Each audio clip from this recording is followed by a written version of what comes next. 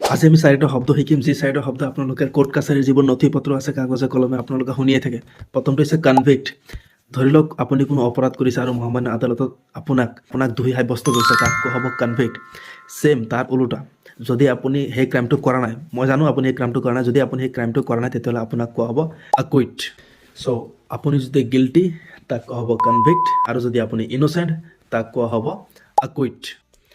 আপুনি কোনো এটা ৱেডিং বাৰ্থডে পাৰ্টি চেলিব্ৰেশ্যনত গ'লে আপোনাক নিশ্চয় কাৰ্ড দিয়ে ন, আপোনাক নিশ্চয় ইনভিটেশ্যন কৰে। ঠিক তেনেকৈ কোৰ্টৰ পৰা যদি কোনো এটা কেছত আপোনাক কোৰ্টত যদি মাতে, এটা ন'টিচ ইছ্যু কৰে, আৰু যাক নেকি চামান্স বুলি কয়, আৰু সেই চামান্স আৰু সেই ন'টিচ সেই মানে চেলিব্ৰেশ্যনৰ ইনভিটেশ্যন পোৱাৰ পিছতো যদি আপুনি কোৰ্টত হাজিৰ নহয়, সেই চামান পোৱাৰ পিছতো, তেতিয়া আপোনাৰ নামত এটা ৱাৰেণ্ট ইছ্যু কৰে।